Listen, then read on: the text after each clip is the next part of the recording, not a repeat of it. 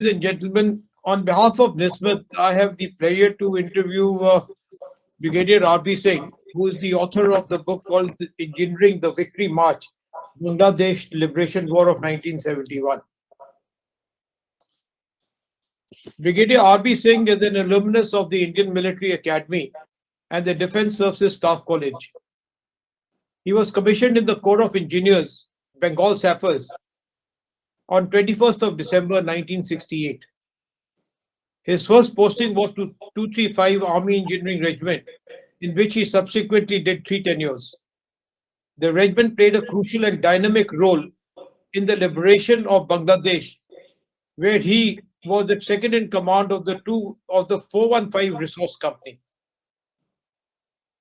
Brigadier R.B. Singh retired in 2003 after holding numerous appointments of great importance in the Indian Army. Twice he has been conferred with the Chief of Army Staff Commendation Card for his services to the nation. I begin by asking you, sir, what motivated you to join the army? And when you did join the army, why engineers? Well, to start with, I would say my first choice was Air Force, because one of my uncle was in Air Force, one of my uncle was in Army, and my brother was in Air Force. So I was impressed by the uniform, and it was in our blood. So in 65, I was doing pre-engineering. When I wanted to join, my brother, he did his course in Air Force Flying College, Jodhpur. So that time this entry stopped. So I was already doing pre-engineering. So then I went in for direct entry, where I got selected in the first go. Then my interest was in engineering as well as in army. Like in army, though I did it and learned earlier, one leg on the ground. So I was in pre-engineering and applied for the direct entry as IMA. I was told that by joining army also you can do engineering. We have a 3 years course in CME. So I had just completed about 6 months first term in the engineering college, and by that time I got selected. So I just waited. I said, I'll have to study 4 years. There I'll get commissioned in 2 years and get into engineers also. So, and I had an interest, 65 war we had seen, and seeing so many officers, Johns getting decorated, doing so much for the country. So we all had love for the country. In fact, I motivated 2 more of my classmates to appear for direct entry, though only I made it. Anyway, so I came to IMA, and after 2 years tenure training, I opted for Corps of Engineers. So I was lucky. So I was allotted Bengal group. All groups are equal. It is allotted by just 1, 2, 3, 1, 2, 3. So after doing a YOs in CM, that is Young Officers Course, I was posted to 235 Army Engineer Regiment, which was in Chandimandir at that time. Very lucky to get home posting first. And incidentally, my last posting was also home posting. Very few get it. But the regiment was there only for about 6 months. Then we moved to Misa. This place is near Nagaon in Assam. So one question before you move there, I just want to know what is the role of the engineers in battle or in any operation or in war? How do the engineers support the armed forces in their action? You see, the role of engineers is to apply engineering knowledge and resources for the furtherance of the commander's plan. Though the commander's plan is also not made just like that, that time also the engineering part is considered. But a basic role is to employ engineering knowledge and resources for the furtherance of the commander's plan. So what are the type of jobs that the engineers can be entrusted to do? You see, as per our motto, Sarvatra, we are everywhere. You name a thing and we have done it. But basically, Sappers' main task is the mine laying, mine breaching, bridging, laying of tracks, and demolitions, and many more, even occupying of a defended locality along with infantry. We are almost just behind the infantry and the armored, and in certain places we are ahead, like unless we make a vehicle safe lane or an infantry safe lane, nobody can go across. So we are thick into the battle, first one to go and last one to come. We have various roles, and we are called upon whenever, even in the civil also, whether it is electricity strike or water strike, or whatever, we are called at every time. And you generally don't fight as a unit. When you're supporting, you get broken up into various smaller detachments to support either the armored corps or the infantry. Uh, how does that happen? You see, in every engineer regiment, we have three field company, which are our, you can say, like a rifle company. So depending upon the task, a field company is basically meant for a brigade and a regiment meant for a division. But we get split because the tasks are spread all over. So depending upon what the task is, it could be a platoon task, it could be a company task, it could be a regiment task. So we get split all over, and then we grouping, regrouping carries on. Which means that because you get split up into various smaller components, your leadership qualities for the junior officers and junior ranks has got to be of a very high order. You are very right. A major sub, even a young major, is an advisor to his brigade commander. He gets exposure of that kind. And a second lieutenant could be advisor to the battalion commander. That is so right, actually. And then uh, you all participated in the liberation of Bangladesh. Can you just sort of go over what was the situation in 1971 in eastern part of India? Shall I tell you the political situation? I started my book, first para, if you read, it says that Hasa ekdam nahi hota, parvish hoti hain parson. All these things were brewing up soon after partition 47. You see, there's nothing common between East Pakistan and West Pakistan. East Pakistan, they are more akin to the West Bengal because they speak same language, just because change of religion, but the customs and everything is same. Slowly and slowly, they started realizing that they are being treated like a second-class citizen. Few examples were West Pakistan imposed Urdu as the first language on Bangladesh and so East Pakistan, which is very funny.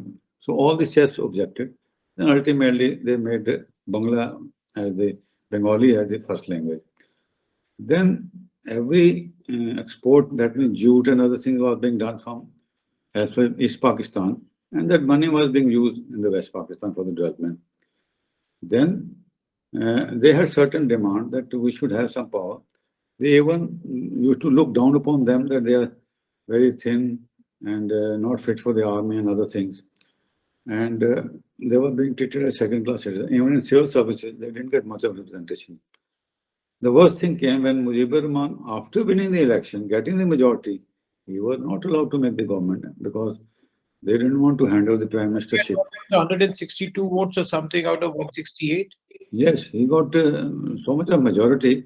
Bhutto was nowhere near him. And at one stage, he told, "Aap udhar, hum idhar." That means he has given the indication that aap udhar rule karo, hum idhar kare. Then they imprisoned him, and Mujibur Rahman.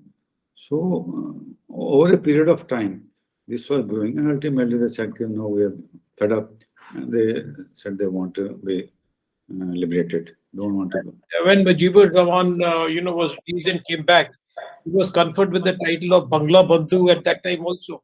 Yes, and they had elected him. He was like a Mahatma Gandhi for them, and he declared that we must now do something.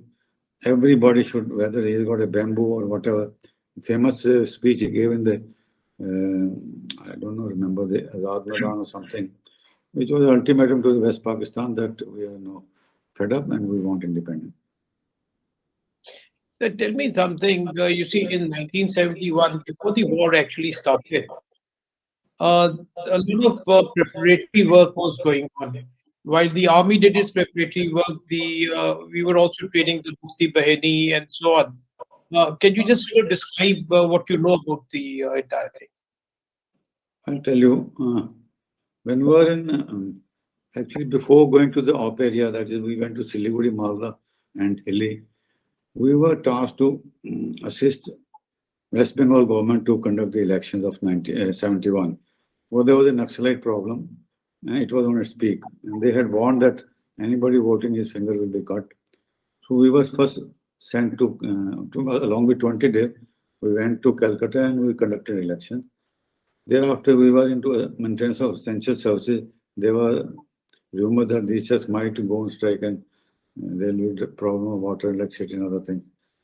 During that time, these refugees had started coming from Bangladesh, and their conditions were pathetic. They were being beaten, raped, and whatnot. They had a very sad story. So, at the political level, there is an interview by Sam Manekshaw. He was called in the conference with all ministers, and he was there. And Madam said, Sam, you must do something. Madam is Shrimati Indira Gandhi at that time. Shrimati Indira Gandhi, she was the Prime Minister that time. She told Sam, you must do something. He said, what, Madam, what? He said, we must go and we have so much of problems. He said, well, if you want me to go in, then defeat is right on the table. If you want me to resign on some mental ground. So she said, okay, hold on. She dismissed the conference and told Sam to sit down. Then Sam explained, and that was based on engineer advice, that this country is a riverine country. You cannot go just like that. There's a lot of preparation required. If we go at this time, the rains start in May. May to July, August, September, the rains. The whole country is full of water everywhere. They grow paddy, water is already there. All the roads are on embankment, and it is very difficult to sustain and will be caught like a sitting duck. The correct time is sometime in November, December, when passes are closed on the China side, and we have to face one enemy at a time. So she agreed. He said, Madam, to go to war is your wish, but when to go, I will tell you. And if you want to show success, I will tell you. So it was decided. So, okay, Ma, Sam, you go ahead and do the planning. So in planning, Mukti Bani was to trained at various camps. Then the planning for the initially plan was to capture only Chittagong and Khulna, these ports, and declare their government. But as the things developed, the liberation of whole of Bangladesh was on the this thing offing. So one side the training of the Mukti Bani was going on. Then plans were made. Accordingly, war games were done. A lot of forward dumping was required. 4 maintenance areas to the tune of 4,000 to 40,000 tons of stores were to be shifted, which included ammunition, rations, engineer stores, ordnance stores, you know what goes on to. And in fact, when we moved to our Siliguri on 16 September 71, the first task given to us was to move 6 trains of bridging and engineer stores from Siliguri to Malda, that's the railhead. And they are to be, everything was calculated what all is to be carried. So we moved 6 trains. And I was responsible this side being in a resources company. The first train loaded, I was sent to Malda to receive it and properly get it stacked and other thing. Can I interject here? So what is a resource company actually?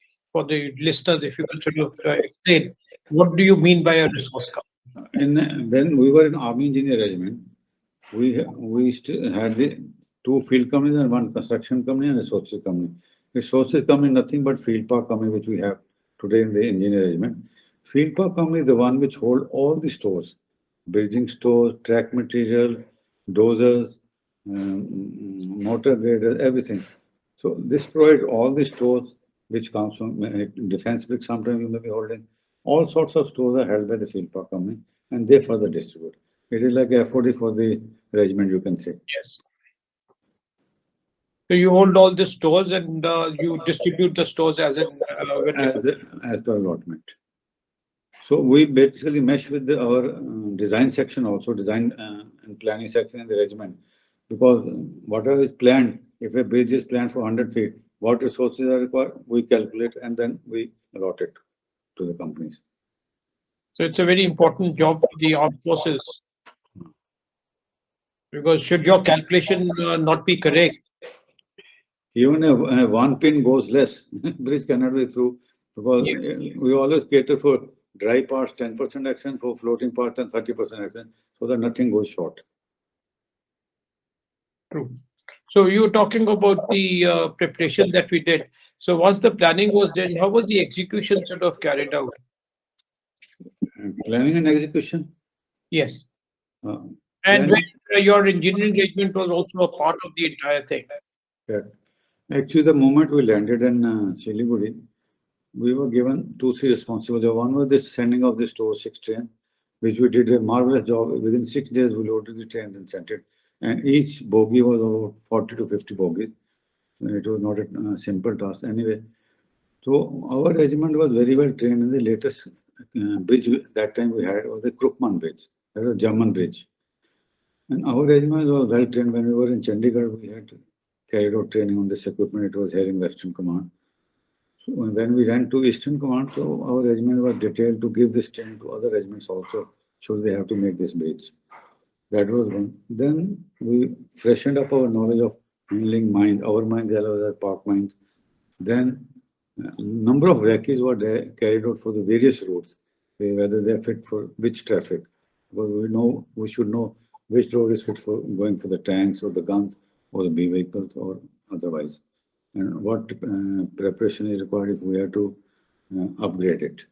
Even in the month of September, some of the roads were submerged in water. So after that, we were told to move to op area. That was we were part of 20 Mountain Day, and 20 Mountain Day. Should I give you the overall plan? Give the overall perspective first, sir.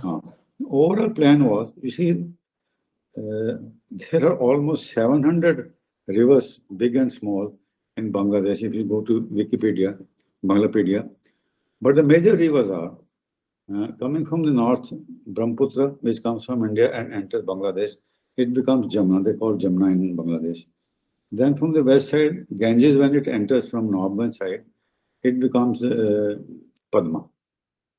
And the third river is Meghna, which comes from the east, from the our side. As it comes into Bangladesh, it becomes Surma. It runs east to west. And when it goes down south, it becomes Meghna. These are the three major rivers which divide Bangladesh into four prominent sectors. One is the northwestern sector, in which the prominent places are Dinajpur, Rangpur, Hilli, and Bogla. Then down south is the Jaisur, Khulna, and Faridpur sector. And then on north is the Tamalpur and one more is there, Jamalpur, and that is 101 area responsibility. And on the east was the Sylhet, Akhora, and Maulvi. So the responsibility given was 33 crore was for the northwestern sector, that is Dinajpur, Rangpur, and Hilli. And that was commanded by General M.L. Thappan, 33 crore. Down now in the southwest, it was General Raina, 2 crore. It was responsible for Jaisur, Khulna sector. And in the north, top is the 101 Commandant area, General Vibhak Singh Gill, who were to go from Jamalpur side towards Dhaka. And Tangel, the famous place where the terror landed, being terror officer. And on the east side was General Sagar Singh Fort, who were responsible for Sylhet, Memon Singh, and Maulvi Bazaar. So this was the responsibility. We were part of 20 Mountain Day. Their main task was to capture Hilli. No, Hilli is on a border, half in India, half in Pakistan. Railway line runs into it. Aim was if Hilli is captured and you go towards east towards Gaibandha, that line if you capture, then you can separate the force. North remains north, south remains south. They cannot support each other. Aim was to capture this waistline so that the Pak forces are cut off.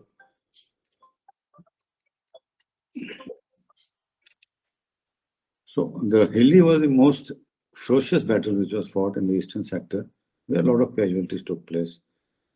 202 Mountain Bed, which was part of 20 Day, was allotted the task of capturing Hilli. And 202 in turn gave this responsibility to 8 guards. My regiment was in direct support of 202 Mountain Brigade, and one company of our 75 Field Company was in direct support of 8 guards for the attack on Hilli. Attack on Hilli, a lot of planning went into, and we attacked Hilli. 8 guards attack supported by us on 22nd, 23rd November night, which was much before 3rd December when the war was declared.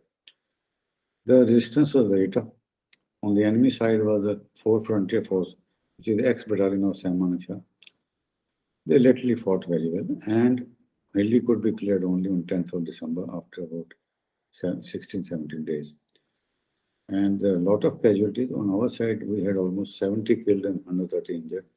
and same amount must be that side.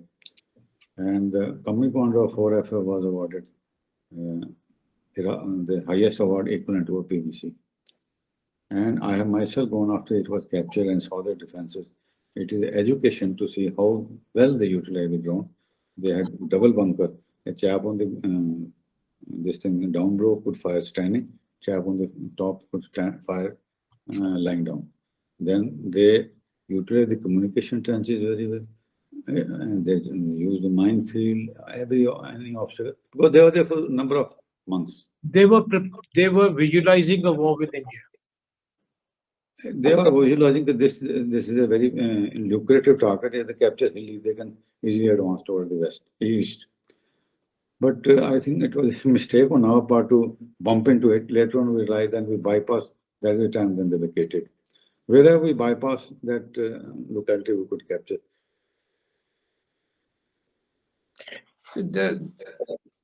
What do you think were the factors that contributed to the success of the Indian Army in the Bangladesh Liberation War? There are a number of factors. First and foremost, at the political level, it was very shrewd, very smart move by the late Prime Minister. She was very shrewd, and she made sure that before the war starts, she has most of the country on her side, so that nobody disturbs. And aim was to finish it as early as possible. She was successful in that. She and her foreign minister, they went around all over, though they were not given much lift in America. But other places she got the support, and she was fully satisfied case she goes into war because there was no alternative to get so many of refugees and feed them, and they were not taking them back.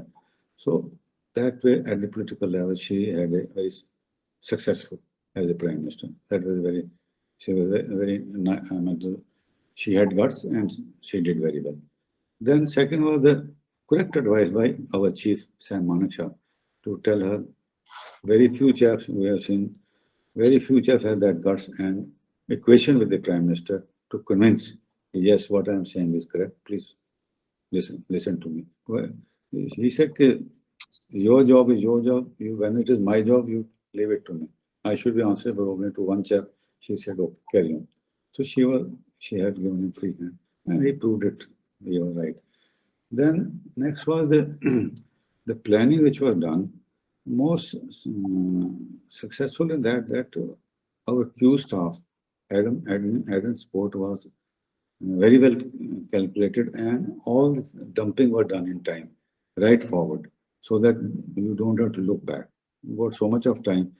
Then engineers played a very pivotal role by improving the roads and track, so that the maximum number of stores can be dumped as forward as possible.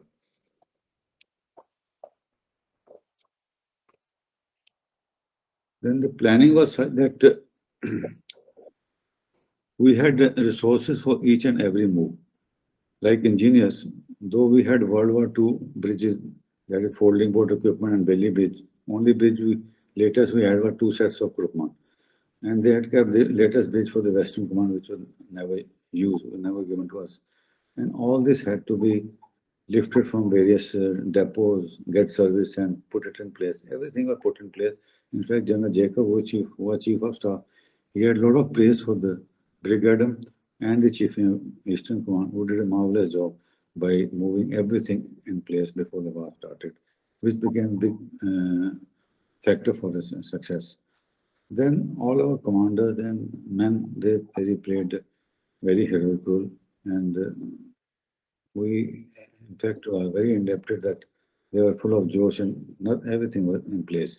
Your book states that you made a number of bridges, and your regiment sort of constructed several bridges in the area. Can you just talk about what your regiment did to support the effort? We almost made 27 bridges and clear road almost 400 kilometers because we were there till April. When you say cleared the road, that you cleared it of the minefields. Minefield, and there are some craters. Like all the bridges were demolished except the 2 main bridges, Harding Bridge and this other bridge also. All the bridges were demolished. Ferry sites were demolished. We commissioned everything. On the side of this permanent bridges, we made our temporary bridges. and left it there like Delhi Bridge and folding board. After making it, we left it there. They must have used it for a couple of months or years and then made a permanent bridge. So there were nuisance minefield all over. There were IEDs all over. So all this had to be cleared and road made safe. Did your regiment suffer some casualties during this time? We had 3 chaps dead and about 10 chaps injured. One officer was injured, right hand. He was clearing a minefield in hilly in face of the enemy small arms fire and shelling. He had almost completed his job, but a shell landed on them in the end, and his mines exploded, and he had his right hand badly injured, and 2 chaps died, and few chaps injured, injured also. My battalion was also a part of the Bangladesh Liberation War, and we were training the Mukti Bahini at one particular time, and then our battalion did lose a lot of officers. There's a bit of lack of on the states. So we had a lot of casualties also in our battalion, where the commanding officer died in a clearing operation near Khulna somewhere. Uh, the point is that this was a war in which my battalion also did participate, and it's in the orbit in your book. My battalion is also mentioned. In fact, when there's so many of casualties of aid guard, then some were in minefield, when and some our regiment then whole 75 field company got deployed to extricate these chaps going into the minefield. In one of the once our column was going and they were strapped by aircraft, so they left the vehicles on the road and left like the helter and skelter. One of the driver got his leg blown up, and we had one officer, Amrish Kumar Sharma. He volunteered, said, "I will go and get him." He went inside the minefield, lifted the chap and brought him on his shoulder. That was to show his gut and determination. Tell me something. When did you get the idea to write a book on this? In 2017, myself and my wife, we went to Bangladesh. Every year, 30 officers go along with their wives, or if she cannot go, you can take your daughter or son. 2 chaps can go. So there it is, 5 days program, 1 day going from Delhi and 1 day coming back, and 3 days stay there. During this 3 days stay, we stay in a very good hotel. They looked after you very well. I must say, hats off to their hospitality. During these 3 days, the number of presentation, apart from seeing their parade and meeting the Prime Minister and President, during daytime their presentation by our officers as well as their officers and Mukti Bahini chaps, what all they did, their unit or group or singularly what they did. So 2 days I kept hearing, I did that, I did that, I did that. Then I asked my team leader, Lieutenant General Jadwa, he got VRC in our area only. He's from Gurkha, he was retired as deputy chief. Because everybody says it is a sapper war, engineer war, but nobody has spoken anything about the sapper. What have they done? He says, "What do you want to?" I said, "Before these just get back and sing that engineers came up to divide an area and went back. I must tell them what we did." He says, "Okay, you want to speak?" I said, "Okay, today evening we have a session. You speak. You take 10-15 minutes." I said, "Okay." Though I had no notes, nothing, but everything was here, and they had what we had done. So I told them, Mecca, the very fact is that this operation of Bangladesh was delayed by 6 months. It was because of our engineer chief's advice that this is not the right time to go. We will get stuck, we will get badly blown up, we will be caught like sitting duck. Right time is to go sometime November, December, when the ground is stabilized, you can move your vehicles and guns and tanks and everything. So that sinked into the chief's head as well as to the medal. So that was one. Second is that our aim was to give the mobility to our advancing column. They should not get stuck. They should reach their objective without any hindrance. And I can tell you, in the complete operation, there was not one incident where we have let down our formation. Whether it was making a bridge, whether it was breaching a minefield or anything, exploding, using explosive to detonate something, we made sure that wherever they have to reach an objective, they reach in time and move at the fastest rate and complete this, wrap up this operation at the earliest time. So that is why it took 14 days and we were there. In fact, the best comment you can hear is by the during a surrender at Bogra. Our brigade commander Colonel Mahinder Suri was there and my Shiro Colonel Ratina Mali was there. from Park side, the CEO of 13th Engineer Battalion came. And what he had to say, I will just read it out. I think you all must have read it. It's in He the said, yes. the best reward, he says, sir, hats off to your sapper boys. They literally brought their division on their shoulder on a route which we had dismissed as unapproachable. I mean, you can take it as this thing. What else you can do? If an enemy is saying, okay, that we have done such a good job and we have come through an approach which was impossible as per them, and they had didn't consider it worth that any such a large force can come. In fact, you're right. You see, because the war in Bangladesh was basically an engineering marvel, and had the engineers not been able to support properly, the war would have probably taken longer. Our formations would have got stuck in the riverine area, and everything was executed very well. And it's, congratulations to you for writing such a book, which talks of engineering the victory march. I think the name is very apt, and it's a wonderful book to read. And I recommend that anyone who's interested in military history should read this book. I have not answered one of your questions. Okay, how I got motivated to write this book. How did you get motivated? Yes, that question is still left out. So, it is connected with the same visit. When everybody was saying and didn't know anything about Sappers, what they did. Then one evening we got appointment with ENC of Bangladesh and Chief. And there was another officer with me from Sappers, Madras Sappers, Brigadier Siddiqui. We both went to meet the ENC. So he had carried with him history of his regiment and a memento. I had none. Nobody gave me. So I realized that I checked out with the unit, you should have given me some history. I said, okay, I will then do something. Then I started collecting material from left, right, center, whatever in the border, from the unit, books and other things. And then in 2019, one of our, that time Captain Rajan, later Lieutenant General Rajan, he was to go in 2017. So he asked me in 2019, asked me what all happened. So I told him, this is what it is. You must take something and you will have to speak there. You may be the leader also.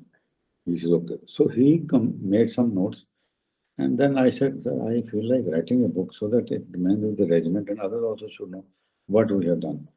So he gave me notes. From there, I took off and then collected many things. Then it started off. Firstly, I wrote 2 articles, one in Tribune and one in Times of India. That in the golden jubilee of Bangladesh liberation had started last year. So I said, okay, 2 articles I appreciated.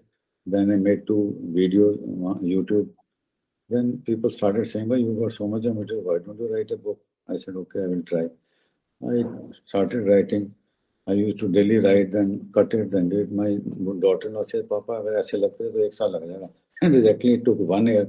And after this took a shape, then I was quite happy. I got the photographs also. That time I had a box camera.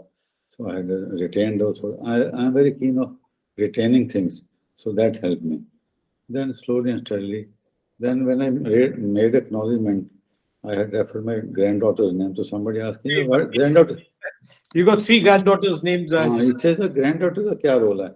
मैं कहा they were the maximum help. The moment I got stuck, I'm not very good in operating computer. They used to come running, helping me. So that is how it is. And then I remember Wordsworth's word, the child is the father of the man. They are really the father now. They're teaching us. Very well by acknowledging your wife Parminder and Amreen Rajkaur and Pril Rajkaur and Zoya Rajkaur. That's him, then granddaughters. Yes. And I must congratulate you for writing this book, sir. And thank you very much for your time. And, I'll add one more. Then my son, now he has left after 22 years service. Colonel I.P. Singh, he was from the Rajput regiment. Very bright officer, topped all his courses, and suddenly decided to go to MIT, America to do MBA. So he used to correct my script. So he used to tell me, कहता मैं instructor हूँ staff का, I know what to. So he also helped me a lot at various times. So that is how the joint effort came into this thing. And it was appreciated. Our regiment is very happy that something is now there in the regiment which can be relied upon. So thank you very much, sir, for your sparing your time to talk to us. Thank you. Thank you very much.